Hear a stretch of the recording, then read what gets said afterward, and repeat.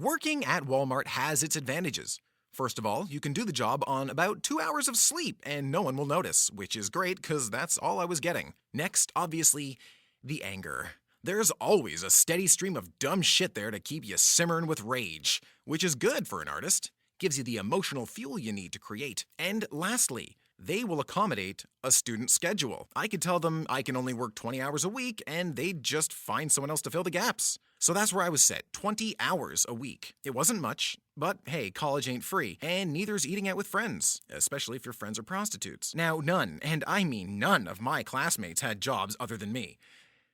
I think. They'd always be talking about hanging out together after class or doing projects together late into the night, and I'd be going to work. 20 hours where I could be completing assignments or making friends. Now here's the thing that usually makes or breaks a job.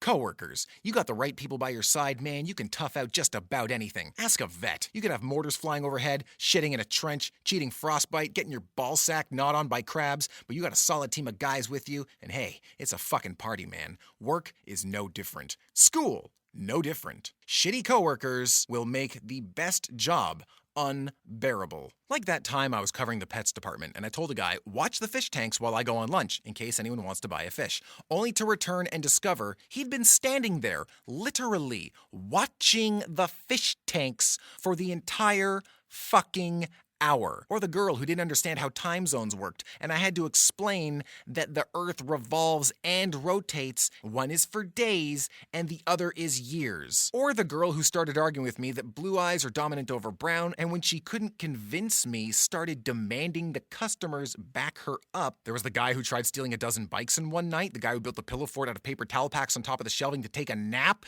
the guy who licked the staff room floor for $1 and got a stomach virus. Then, of course, there were all the entitled pricks who said they were only working there because their parents made them get a job. They were useless. And perhaps the most curious thing of all this was that a lot of them saw me as a sort of counselor. Out of all the part-timers, mostly high schoolers, I was usually the oldest guy on the floor at 22 years old, and a lot of them would come to me with their problems. I am not the kind of guy you should go to with problems, especially when I was 22. I was a fucking idiot, but compared to them, I was goddamn fucking a smart guy.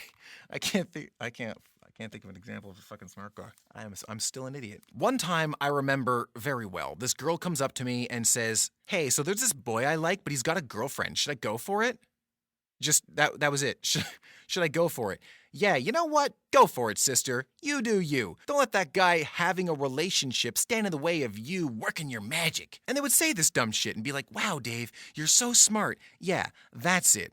I'm smart. I'm a fucking genius. It's not that this building is a fucking Evo Shandor-type edifice-sized antenna attracting all the dumbest teenagers in the city. All of this was taking its toll on my psyche. Believe it or not, I didn't really look forward to going into work. Especially when I'd go to class in the morning after a shift and everyone's got these beautiful art pieces to hand in and I had to scramble to put mine together the night before. Then one day, a teacher and I are talking about something. I don't know. I was handing in work and he said, you know, if you just had 20 more hours a week to work on assignments, you could be really good. And I remember actually saying to him, like, but I have to work to afford this class. And he was like, yeah, well. So I'm at work and I'm organizing a shelf of lawn ornaments or some shit that are way too ugly for anyone to even consider buying until such time as they are deemed a loss and unceremoniously destroyed. When my manager Dean walks up, probably the only decent manager there.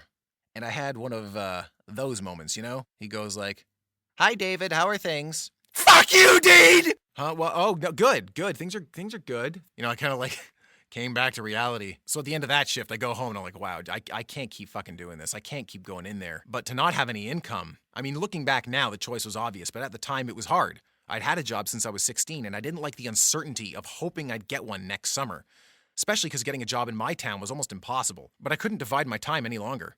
So on my next shift, I saw Dean at the front end and I walked up to him and I gave him my letter of resignation.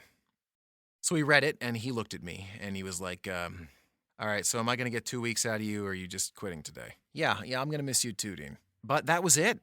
From my first shift to my last, I worked at Walmart for 6 years, 6 months, and 6 days. And now I was free to be an art student full-time, like my classmates. Would it pay off? Would it make a difference? Would I fuck it up completely? Time would tell. But one thing was certain. Tonight, I would celebrate.